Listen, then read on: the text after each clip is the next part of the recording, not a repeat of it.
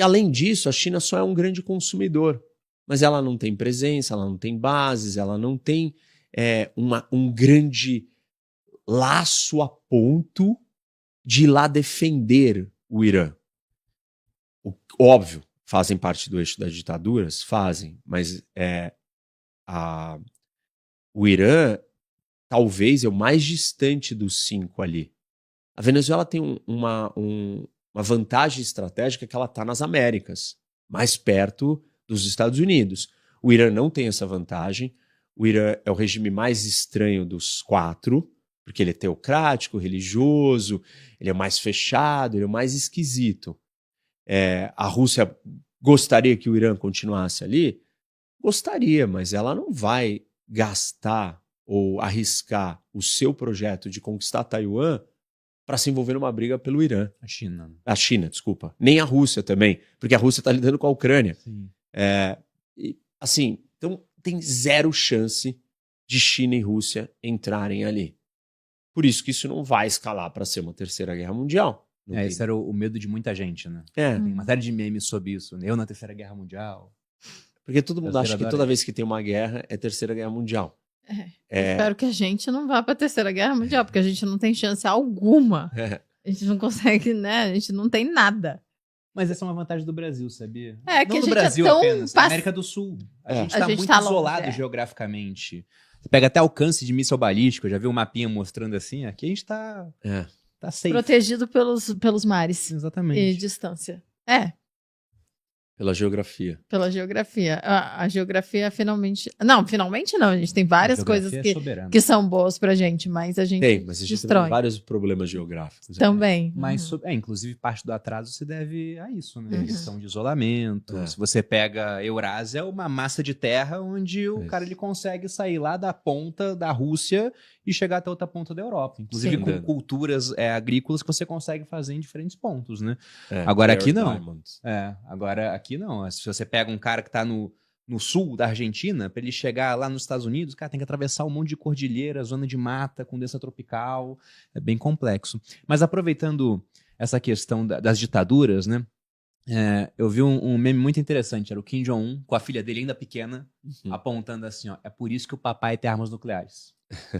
Porque isso garantiu a sobrevivência do regime dele. Garantiu. Então, não dá pra falar que ele fez errado. Sim. Não. E aí você falou, os americanos tinham um grande objetivo, junto com os israelenses, de inibir a criação de armas nucleares no Irã.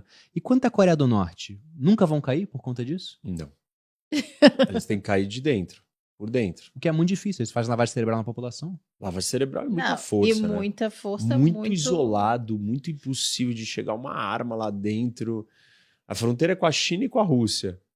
Só se a China ou a Rússia quiserem derrubar o regime. Não tem porquê. Então não vai acontecer. E se você olhar bem, esses 3 são bem mais próximos, né? São bem parecidos. E fazem fronteira os 3. São líderes fortes, a Coreia do Norte mais próximo do regime chinês, o Putin na Rússia não tanto, mas também um líder personalista forte. O Irã já é uma espécie um pouco diferente. A gente não poderia falar que a Coreia do Norte é quase uma teocracia? No sentido de que secular, família secular, né? Deuses para ele. É uma religião sem falar de Deus, mas personificada neles. Sim. É tipo uma religião secular, vai. É uma ideologia que tem no Irã, tem na China, tem na Coreia do Norte, não tem na Rússia. É o Putin. Putin chegou lá meio oportunista, tirou vantagem da situação e tomou o poder e vai ficar lá até o máximo que puder. Mas não tem um projeto de perdurar a doutrina Putin. O putinismo, né? Isso não é um caminho da Rússia, né? Tanto que se o Putin cair, a Rússia pode ser bem diferente, talvez, dependendo de quem assumir. Uma coisa é certa, a guerra na Ucrânia não continua se o Putin cair. Não importa quem seja o líder russo. A primeira coisa que acaba é aquela guerra. Por que você acha isso, Rock? Porque ele vai ter que se consolidar em outras áreas e tem um monte de erros sendo cometidos ali. Ele vai ter muito problema interno. E ele não tem por que ele sustentar e manter aquilo. É o problema pra ele encerrar, né? Estanca isso daqui e vamos lidar com todo o resto. Eu tenho que me consolidar no poder, tá morrendo um monte de soldados, militares, nem sei se eles estão felizes com esse negócio, custa dinheiro. Se o Putin caiu, é porque existe alguma instabilidade maior que eu vou ter que focar aqui para me consolidar, não posso estar com a atenção para fora. Talvez se eu já abrir os mercados, a Rússia puder vender para muito mais países, a economia já vai melhorar. Para eu fazer isso, é óbvio que eu tenho que acabar com a guerra. Todos os indicadores mostram que a guerra acaba. Agora. Mas não existe muita chance do Putin cair agora, tem? Agora não, mas lembra, não faz muito tempo o Prigozhin... Um golpe de estado que durou, sei lá, 12 horas, né? Isso, ele foi num caminho, ele estava marchando em direção a Moscou. Eu me mandei mensagem pro Rock pra marcar um podcast e acabou. E aí, então ele não deu certo, mas aquilo assustou o Putin. Agora ele tá mais resiliente, ele já entendeu melhor o que pode acontecer. Depois o Prigozhin morreu, né? Lembra que o avião dele explodiu. O avião caiu. O avião caiu, o avião explodiu no ar. Era o avião dele com ele dentro. Agora, na China e no Irã, o regime está intacto. As figuras caem e o regime continua. Tanto que no Irã dizem que já escolheram o novo líder supremo. Seria o filho do Khamenei. Só que a imprensa oficial iraniana não anunciou isso. Então, esse é o pé que tá. E aí a pergunta é, não anunciou porque não escolheu ou não anunciou porque não quer que ele seja o próximo alvo? Ele já é o próximo alvo de qualquer jeito. Sim. Com certeza. Mas aí vai ter talvez uma mobilização ainda maior para atingi-lo. Existe um outro caminho, assim, que a gente não falou aqui, que é não derrubar o regime e o Trump fazer com o Irã o que ele fez com a Venezuela. Isso é mais improvável dado a natureza do regime iraniano, comparado com o venezuelano. Mas a vantagem do Trump, a capacidade dele exercer influência sobre a Venezuela, está no fato dele controlar a entrada e saída de petróleo. Se ele replicar isso no Irã, talvez ele consiga ter um poder de pressão e de barganha contra o regime. Como que ele faria isso? 80% do petróleo do Irã ele é exportado através de um terminal que está numa ilha, na frente do Estreito de Hormuz. Se os Estados Unidos capturarem essa ilha, ocuparem essa ilha e falarem para o Irã, você quer vender petróleo? Você tem que fazer do jeito que eu quero. E aí elementos do regime não religiosos, mais pragmáticos, da guarda revolucionária, que têm a perder economicamente, percebe que seus estoques de mísseis estão acabando, está difícil de lançar os drones, talvez seja a hora da gente dar uma guinada na nossa posição em relação aos Estados Unidos, Israel e o mundo.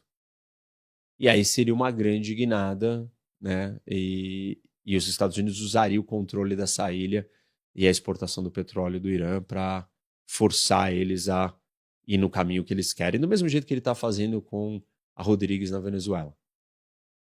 E você acha que há uma chance de que isso seja provável? Porque parece uma vitória para os americanos com um custo muito baixo, né? Ter que enviar tropa, ter um conflito de maior duração. Tira o regime para não saber quem vai assumir. Tem alguns problemas, né, nesse caminho. O primeiro existem essas figuras dentro do regime iraniano genuinamente abertas a essa negociação? Ou são só um pouco mais de enrolação de novo? A Delcy Rodrigues, ela claramente está nesse lugar. Ela não é uma militar, ela é uma mulher, ela não controla as forças de segurança, ela já aprovou leis ali do petróleo, né? Ela é um pouco mais pragmática, ela já fez esse acordo com os americanos. Óbvio, nós não vimos a extensão de quanto ela vai conseguir implementar tudo que os americanos querem que ela implemente. Até agora ela tem implementado. Ela mudou a lei do petróleo no país, ela mudou uma série de coisas.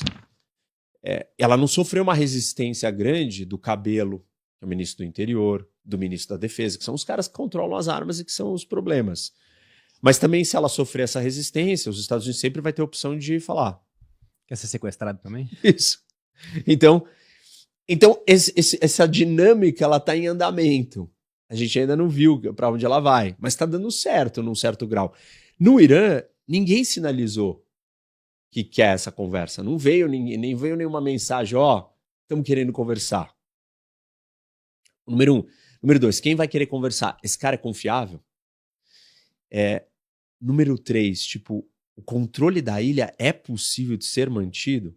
Porque se os Estados Unidos colocam tropas ali, né, forças especiais, controlam, capturam a ilha, e o Irã começa a atacar a ilha com uma chuva de drones, vai ser difícil defender essa ilha. Mas aí o Irã também vai destruir a sua infraestrutura do petróleo. Então não é que os Estados Unidos sequestrou a infraestrutura do petróleo, você mesmo destruiu sua infraestrutura do petróleo. É do interesse do Irã fazer isso? Também isso não... mas eles são meio kamikazes, sei lá. Então, se eles são kamikazes, eles não vão querer negociar com os americanos. Sim. Então, aí a ideia de fazer o modelo Venezuela no Irã não vai dar certo. Uhum. Então, não sei, tá? Tem pontos que mostram que isso é possível, tem outros que são difíceis. Um deles é como captura essa ilha. Quantos soldados são necessários para capturar essa ilha? Qual é o tamanho dessa operação? Você vai botar navios americanos muito perto